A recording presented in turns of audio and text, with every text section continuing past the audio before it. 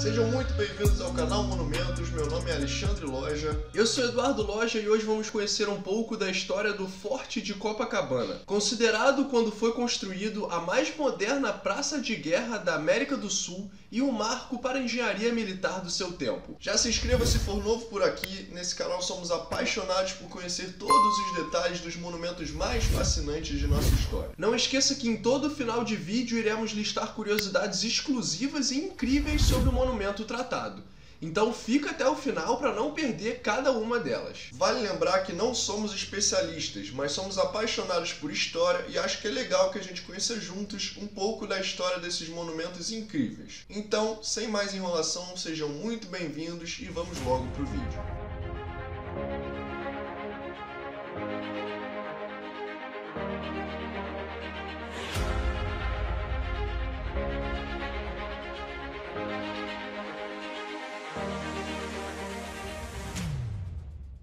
Igreja no local original. No local onde hoje existe o forte, havia antes uma igrejinha de Nossa Senhora de Copacabana, ou Sacopenapan, como chamavam os indígenas. A igreja, construída no início do século XVIII, no alto de uma colina e em frente à praia, tinha como finalidade servir ao culto religioso de uma pequena comunidade de pescadores. Os primeiros governos republicanos investiram fortemente no exército.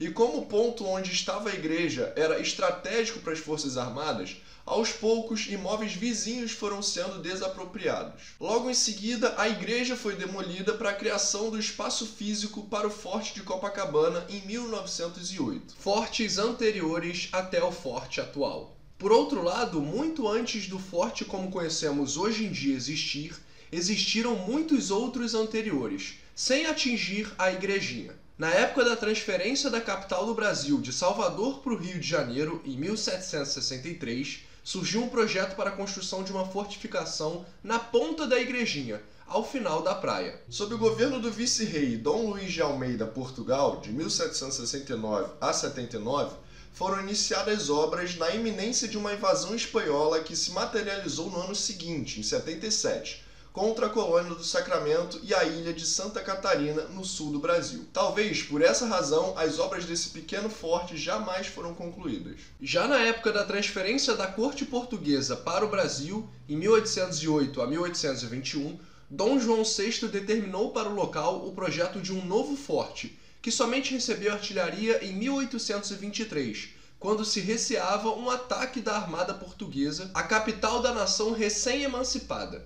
Posteriormente, na época do período regencial brasileiro, foi desarmado em 1834. No período republicano, quando houve a revolta da Armada, a antiga posição voltou a ser artilhada em 1893. Alguns anos mais tarde, em uma disputa diplomática com a República Argentina, em função da demarcação de fronteiras, que foi chamada de A Questão de Palmas, levou a que o Estado-Maior do Exército encomendasse o projeto de uma nova fortificação para o local. O encarregado foi o Major Engenheiro Augusto Tasso Fragoso, que esboçou uma moderna fortificação dotada de 6 canhões de longo alcance. Por outro lado, como a questão de Palmas foi resolvida sem confronto, o projeto da nova fortificação foi engavetado. Em 1902, estavam abandonados no local, quase soterradas pela areia, 7 peças remanescentes da sua antiga artilharia. A fortificação definitiva do local só viria a se materializar quando o Marechal Hermes da Fonseca, de 1855 a 1923, ocupou a pasta de ministro da Guerra no governo do presidente Afonso Pena, em 1906 até 1909. Idealização do projeto. Na época do Brasil Colônia, vários fortes foram construídos a partir do século XVI, contra a ameaça de invasores ao nosso território. Para proteger a Baía de Guanabara, foi idealizado um sistema defensivo da cidade do Rio de Janeiro, com fortificações de artilharia. No início do século XX, buscando diminuir a vulnerabilidade do Rio de Janeiro, então capital do Brasil, o ministro da Guerra, Marechal Hermes da Fonseca, sugeriu ao presidente Afonso Pena a construção de uma nova fortificação no mesmo local escolhido pelos portugueses desde a época de Dom João VI. Em 16 de novembro de 1907, o Major Luiz Eugênio Franco Filho foi designado para dirigir a construção desta moderna fortificação, cujo projeto inicial foi do Major Tasso Fragoso. Construção e inauguração. As obras da fortaleza na ponta da igrejinha em Copacabana foram iniciadas em 5 de janeiro de 1908, sob a coordenação do Major Arnaldo Paes de Andrade, na presença do então presidente da República, Afonso Pena, e do ministro da Guerra, Marechal Hermes da Fonseca. As peças vieram desmontadas da Alemanha em 5.000 caixotes, transportadas por navios e desembarcadas num cais especialmente construído para esse fim no local, onde os seus restos podem ser vistos até hoje. Durante as obras foram empregados 2.239 operários e guindastes foram construídos para desembarcar todo o armamento, que fora transportado em navios. A fortificação foi inaugurada às 14 horas do dia 28 de setembro de 1914 pelo então presidente da República, Marechal Hermes da Fonseca, sendo a mais poderosa praça de guerra da América Latina. Se você está gostando do conteúdo, por favor, deixe seu like e se for novo por aqui, não esqueça de se inscrever. Seu apoio é muito importante para a gente continuar motivado e trazendo mais conteúdo para vocês. Estrutura. A construção da fortificação entre 1908 e 1914, em forma de casa-mata, foi um desafio à engenharia militar.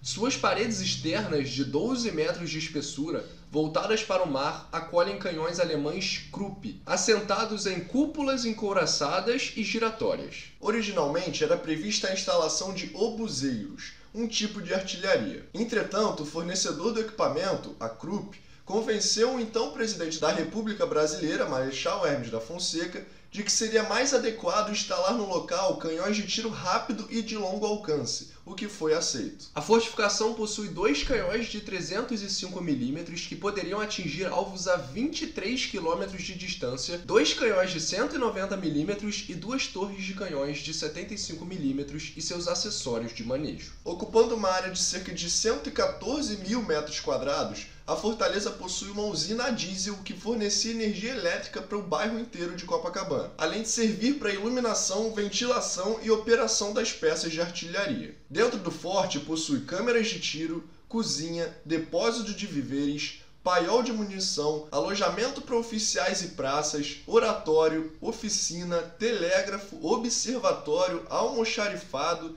cisterna de água, banheiros e enfermaria, hoje disponíveis para visitação. Acontecimentos históricos. O forte foi palco do levante dos 18 do Forte, de 2 a 6 de julho de 1922, tendo os revoltosos disparado sobre o Forte do Leme e outras fortalezas e sofrido o bombardeio da fortaleza de Santa Cruz. Nele esteve detido o presidente da República deposto, Washington Luiz, de 24 de outubro a 8 de novembro de 1930, assim como ao prefeito do então Distrito Federal, Antônio Prado Júnior, tendo ambos dali partido rumo ao exílio na Europa. Além disso, foi sede da primeira escola de fogo a partir de 1935, bem como foi pioneiro nos exercícios de levantamento de rota com apoio de holofotes a partir de 1937. Realizou seus últimos disparos em 11 de novembro de 1955 no episódio que ficou conhecido como a Novembrada,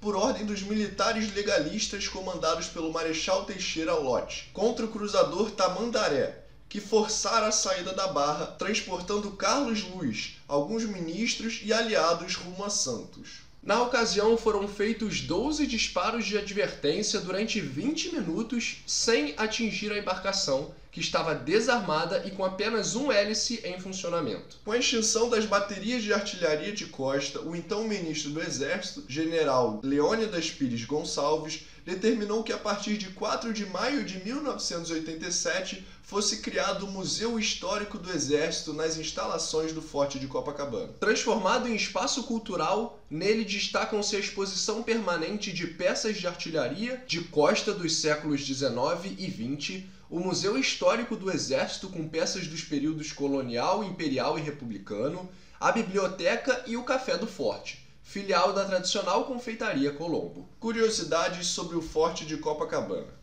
O orçamento apresentado pelo capitão Otto Kuhn para a construção do forte foi no valor de quase 3 milhões de réis, algo equivalente a hoje 370 mil reais. O seu primeiro comandante, nomeado em 1912, ainda durante a construção, foi o Major Antônio Carlos Brasil. No contexto da Segunda Guerra Mundial, o forte manteve-se em prontidão em caso de eventuais ataques. O forte propriamente dito, sob o tenente-coronel Árdio Brasil, aderiu ao golpe militar de 1964, enquanto o vizinho, quartel-general de artilharia de costa da 1ª Região Militar, do general Moraes, permaneceu fiel ao governo de João Goulart. Porém, durante o regime militar, o forte serviu como presídio político. Há uma inscrição em latim na retaguarda do pórtico que significa: "Se queres a paz, prepare-te para a guerra", escrita pelo autor Publius Flavius em 390 d.C. E aí, o que você achou da história do Forte de Copacabana?